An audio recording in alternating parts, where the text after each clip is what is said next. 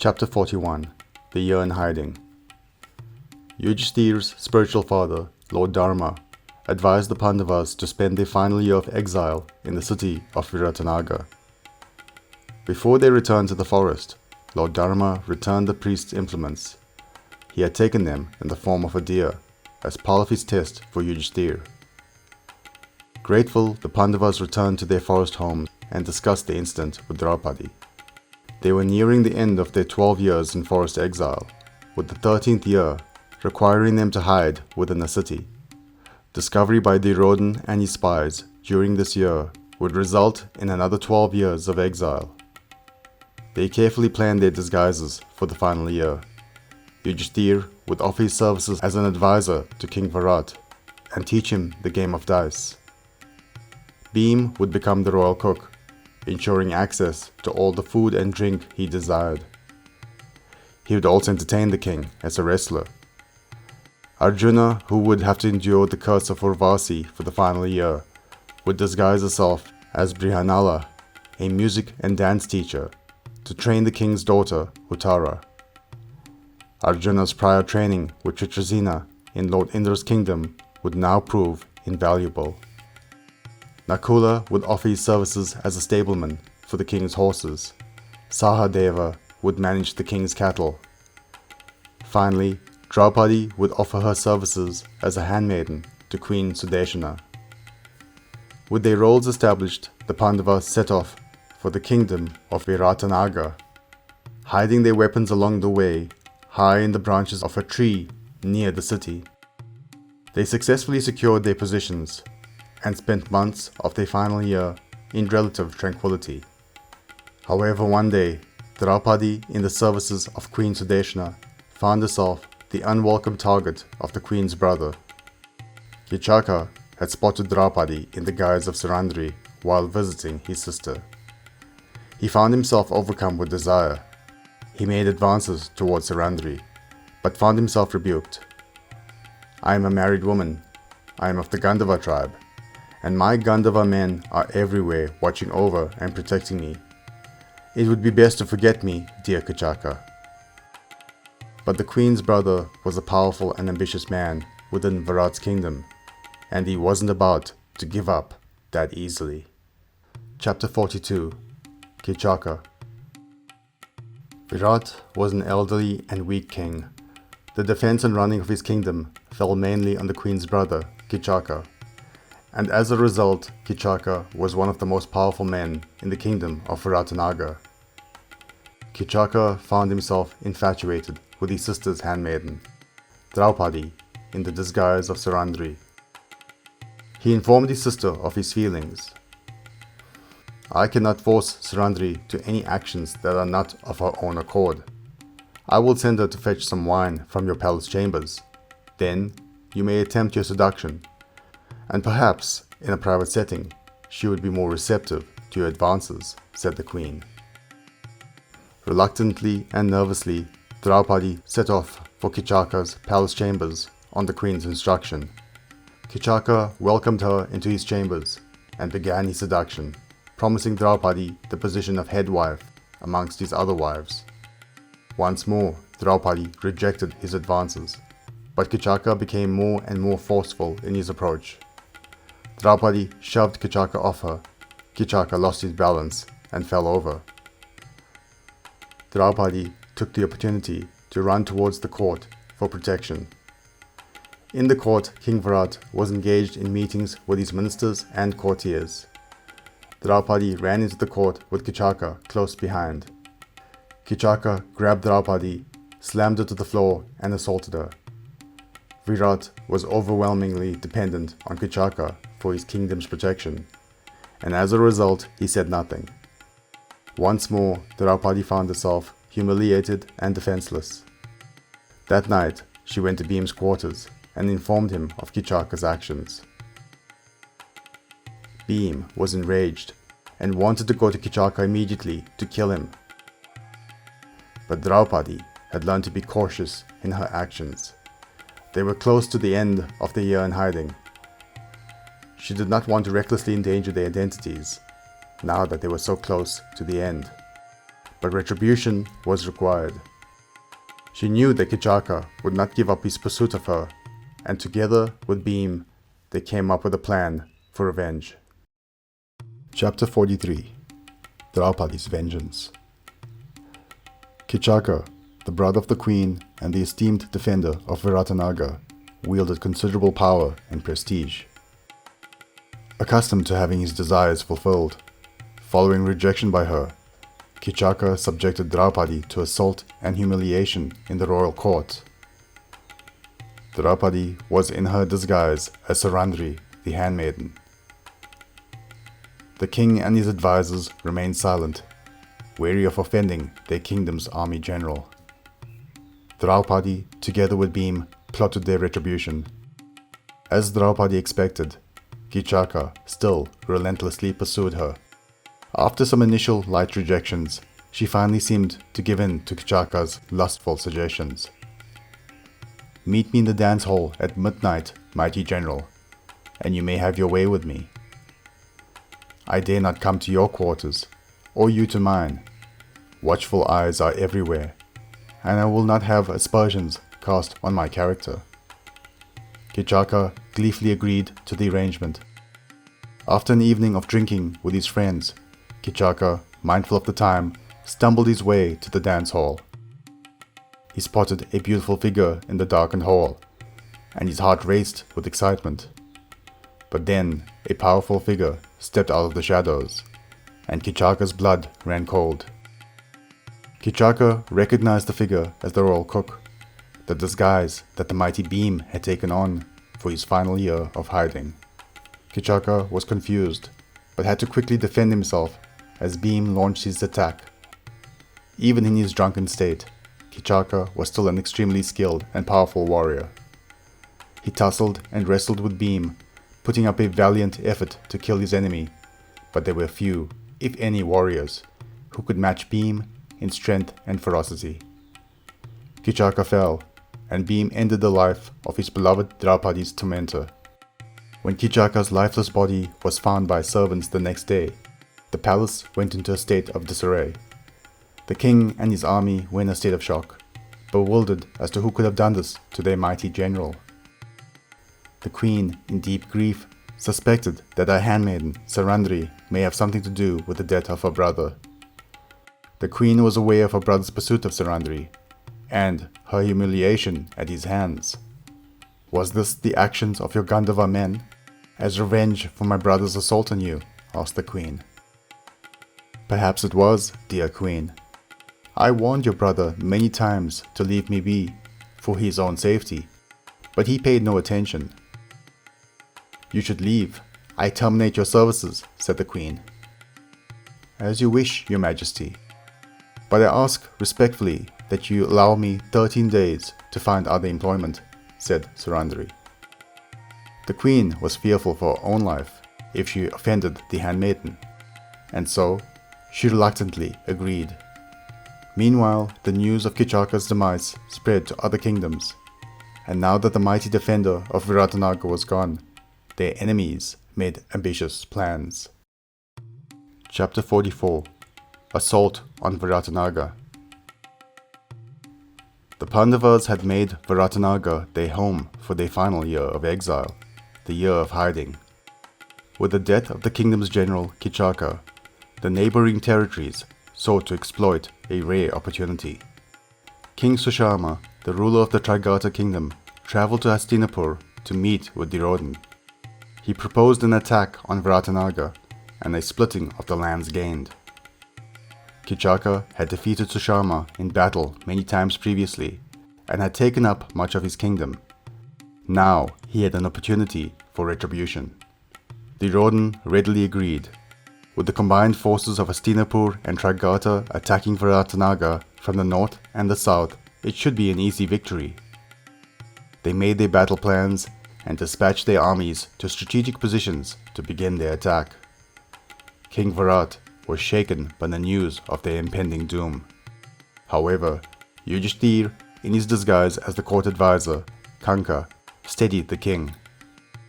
Yudhishthir, trained since a child by the weapons master Drona and master of strategy Grand Uncle Bhishma, was well versed in the art of war.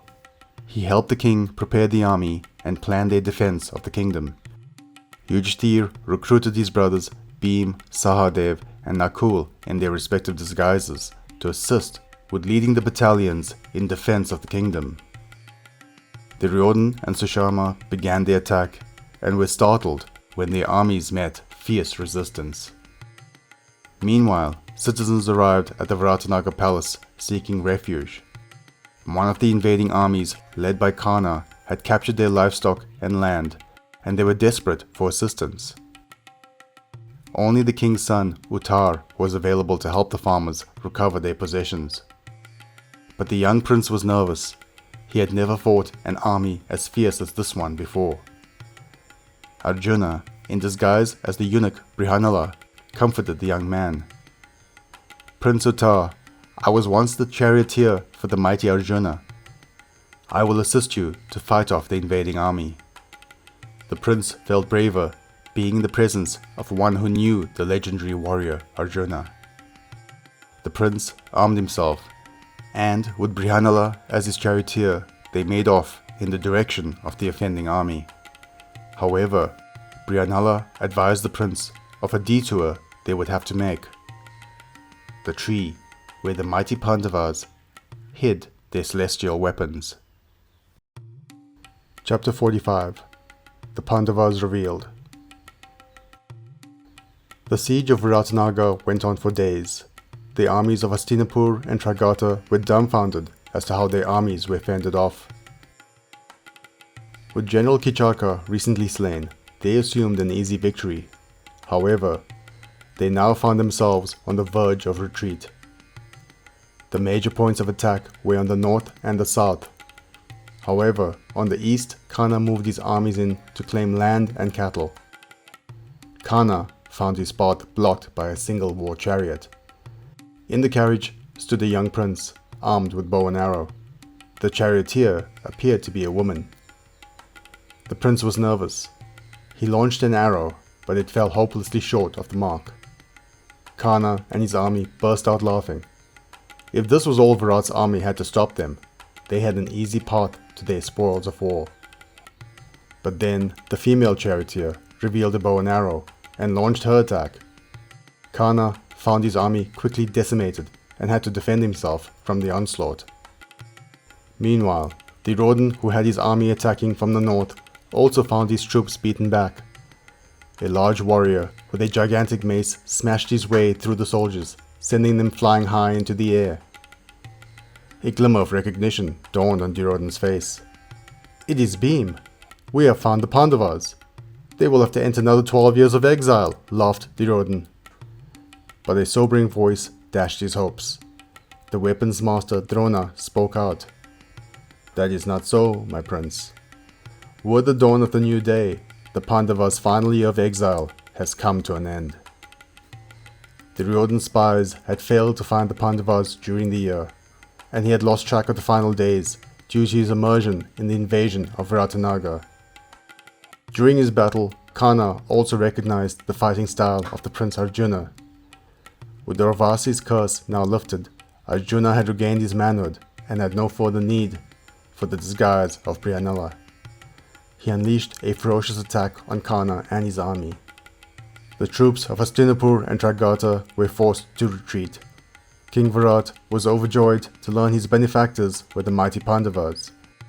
He sought to form an alliance with the family and offered his daughter's hand in marriage to Arjuna. "I cannot accept," replied Arjuna.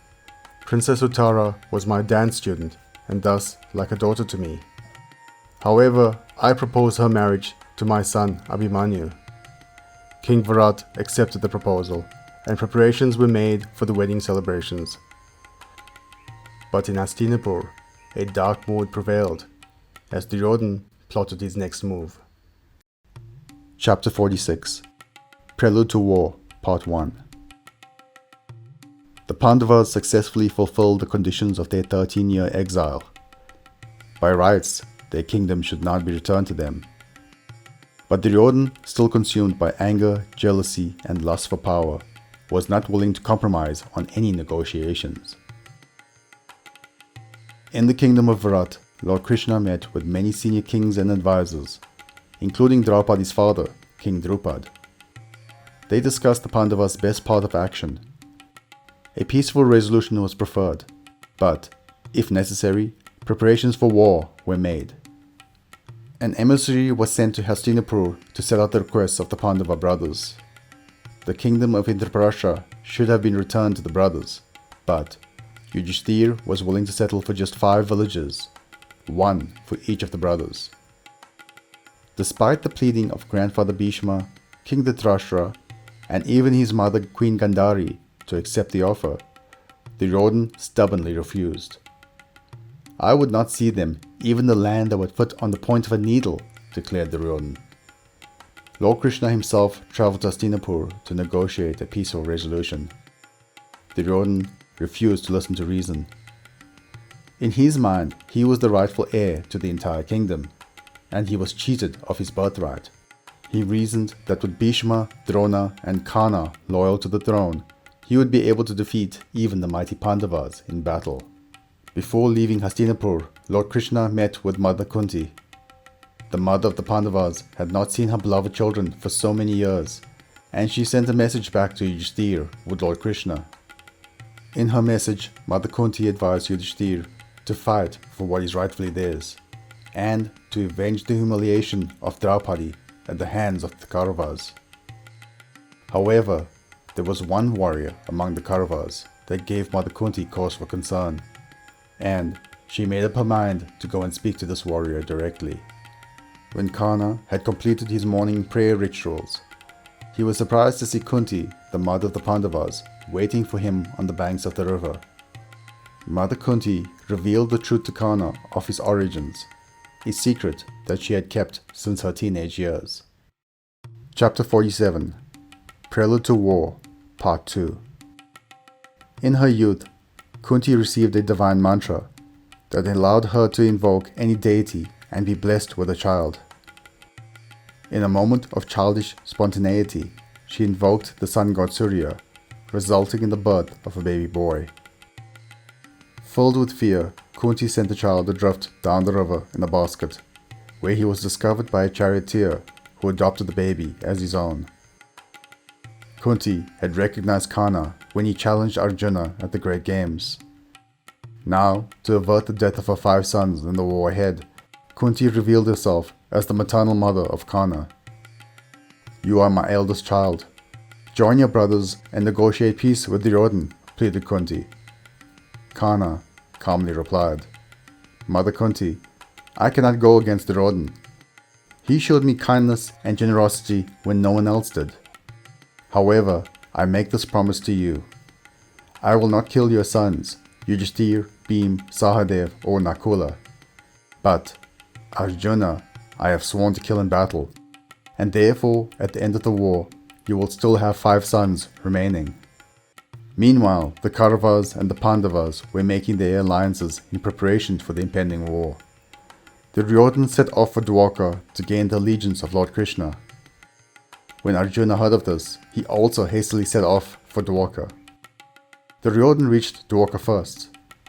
Lord Krishna was in deep sleep when Duryodhana arrived at his chambers. He took his seat at Lord Krishna's head. When Arjuna arrived, he took his seat at Lord Krishna's feet. When Krishna opened his eyes, he saw Arjuna first. Then, as he sat up, he saw Duryodhana by his head. "How may I help you?" Lord Krishna asked the princes. "I seek your allegiance in the war ahead. I know you are partial to both Arjuna and me. However, I arrived here first, and as such, my request should be granted ahead of Arjuna's," replied Duryodhana. "That may be so, Prince Duryodhana, but I saw Arjuna first, and scriptures advise that the youngest should be helped first," replied Lord Krishna. "I am indeed partial to both of you, and as such, I will offer this choice to Prince Arjuna. My Narayana army is the largest and most powerful in the world. You may choose my army for yourself, or you may choose me alone. But if you choose me, be advised that I will not fight or raise any weapons myself in the war.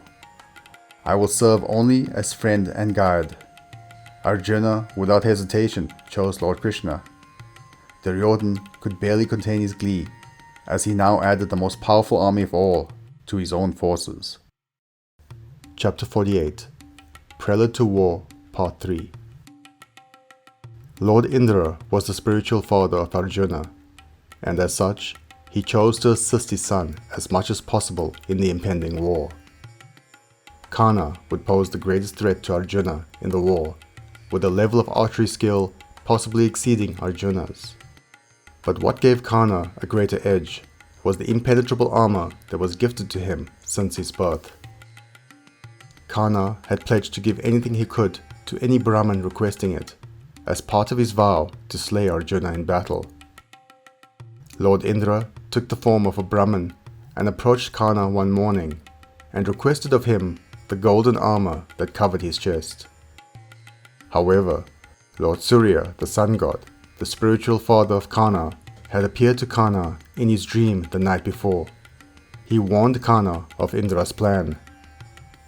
Recognizing Indra, Karna agreed to the Brahman's request, but in return he asked for the Vasavi Shakti, a celestial missile which could only be used once, but was capable of killing any mortal or immortal. Indra agreed, and also healed Karna's wounds after he had cut off the armor. Among the Kauravas, the final arrangements for the war were made. Grandfather Bhishma was made the supreme commander, but his condition for accepting the position was that he would himself not kill any of the Pandava brothers, and that Karna would not fight for as long as he held the position. Bhishma and Karna had a long history of animosity. Karna instead served as the bodyguard for Duryodhana. The army was divided into battalions, with each having their own commander. Among the Pandavas, Drishtadyumna was made the supreme commander. Drishtadyumna was the son of King Draupadi and the twin brother of the Pandavas' wife, Draupadi. He was a gift from the gods to King Draupadi, expressly created to kill Draupadi's enemy, the arms master, Drona. The rules of the war were established, which included: fighting must begin no earlier than sunrise, and should end by sunset. Multiple warriors must not attack a single warrior. No warrior may kill or injure a warrior who is surrendered. No warrior may kill or injure an unarmed warrior. No warrior may kill or injure an unconscious warrior. No warrior may kill or injure a warrior whose back is turned away. The battlefield selected was Kurukshetra. The armies made their way there and took up their positions. But as the war was about to begin, Arjuna begins to break down in despair, and Yudhishthira makes a most unusual decision. Chapter 49 War, Day 1 of the 18-day war. As the war was about to begin, and the armies assembled on either side, Arjuna felt a growing uneasiness. He asked Lord Krishna, who had volunteered to be his charioteer, to take him to a position where he could observe both armies. As Arjuna looked at the opposing side, and his eyes fell on his many friends and family, including his beloved grandfather Bhishma and his revered teacher Drona, Arjuna fell into deep despair. He dropped his weapons and declared, "I will not fight. What value is this poor earth if it means my hands would be stained with the blood of these valiant warriors?" Arjuna slumped back into his seat and looked to Lord Krishna for guidance. It is at this point that Arjuna, humbling himself as the student, Lord Krishna reveals his true form as the ultimate teacher. Time stops, as Arjuna is shown the workings of the universe and the nature of individual man. Many miles away in Hastinapur, the blind king Dhritarashtra asks his counselor Sanjaya to inform him on the proceedings of the war. Sanjaya, gifted with divine sight, becomes privy to the conversation between Lord Krishna and Arjuna, and relays the wondrous message, sights and sounds conveyed by Lord Krishna. This message in time becomes known as the Bhagavad Gita, the Song of God.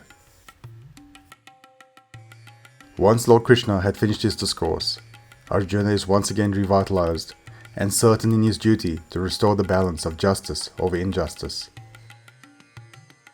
But then his older brother Yudhishthir performs a surprising act. Yudhishthir removes his battle armor and walks towards the Kuru army with his palms folded. "What is he doing, Krishna?" Arjuna asks. Lord Krishna smiled. The Kuru army is confused and separate to allow Yudhishthir to pass. Yudhishthir approaches grandfather Bhishma first and asks for his blessings. Grandfather Bhishma laughs. "Indeed, Yudhishthir, you have no equal in your knowledge of the scriptures. I would have cursed you to fail in this war if you had not performed the act of obtaining blessings from your elders first. In return, I grant you this boon. Know that I am nigh invincible, and that I can only die at the time and place of my choosing. However, you may approach me at a later stage to obtain knowledge of how you may yet defeat me." Yudhishthir thanks Bhishma, and then obtains blessings from his teacher Drona. Drona advises Yudhishthir that while he holds weapons in hand, he is undefeatable in battle. Yudhishthir then takes his blessings from his teacher Kripa and his uncle Shalya. Before he returns to his army, Yudhishthir calls out, "If there are any among the sons of Dhritarashtra who wish to switch sides, you may do so now. This way, at the end of the war, the king will have at least one son remaining who can perform his last rites." One voice heeded the call, Yuyutsu, the son of Dhritarashtra and the half-brother of Duryodhana. Yudhishthir embraced him, and they returned to their side for day 1 of the war to commence. Chapter 50.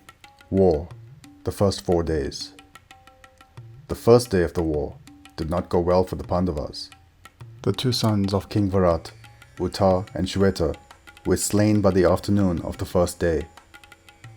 Arjuna was shaken. Despite his great skill, they were faced with an overwhelmingly larger army, led by numerous formidable warriors. Foremost among them was Bhishma, their own grandfather, whose prowess on the battlefield was unmatched. Each day, he decimated legions of the Pandava forces with relentless ferocity. By day 2, the Pandavas began making more headway. Among the fiercest of the Pandava army was the young Abhimanyu, the valiant son of Arjuna and Subhadra, Lord Krishna's younger sister. Oftentimes, he engaged in battle with grandfather Bhishma himself. Meanwhile, Bhim carved through scores of the Kuru army, smashing away thousands of enemies with his deadly mace. Drishtadyumna engaged with Drona in battle on many occasions, with no sure winner. While Arjuna at times was so magnificent in battle that armies on both sides stopped to witness the spectacle. To make matters worse for the Kuru army, Bhim had summoned his son Gatagacha, a half-human, half-demon hybrid. Gatagacha, with his shape-shifting abilities, wreaked havoc on Duryodhana's army. While Duryodhana had been pleased with the first day of the war, by the end of the 3rd day he was distraught. Bhim's relentless assaults forced him to retreat on many occasions. He turned his frustrations on grandfather Bhishma. "You have been too soft with the Pandava brothers. Your affection for Arjuna has allowed him to destroy vast battalions of our army with no answer. I would rather have chosen Karna as supreme commander." Grandfather Bhishma was greatly insulted and loudly declared, "Tomorrow I swear to kill Arjuna in battle or force Lord Krishna to break his vow and take up arms." The following day, Bhishma unleashed his full fury upon the battlefield, raining death upon thousands of Pandava soldiers. Arrows flew like torrents, targeting both Arjuna and Lord Krishna. Arjuna could not bring himself to fight with full force against Bhishma, the man who he looked up to as a father. Knowing that if he did not intervene, the Prince Arjuna would lose his life that day, Lord Krishna stepped down from the chariot and picked up a displaced chariot wheel. Raising it into the air, Lord Krishna charged at Bhishma. Having fulfilled his vow of forcing Lord Krishna to take up arms, Bhishma laid down his weapons. Death at the hands of Lord Krishna would grant him instant access into the heavens. Arjuna, ashamed at his inability to fight Bhishma, had forced Lord Krishna to break his vow, grabbed onto Lord Krishna's leg and begged him to put down the wheel. Lord Krishna relented as Arjuna recommitted himself to fight without restraint. Thank you for watching so far. I hope you enjoyed. If you did, please hit the like button. If you're new here, please subscribe. This will ensure that more people can find this resource. Click the notification button so that you can be the first to know about new uploads. And please do comment below. I'll do my best to reply to any questions. Thank you.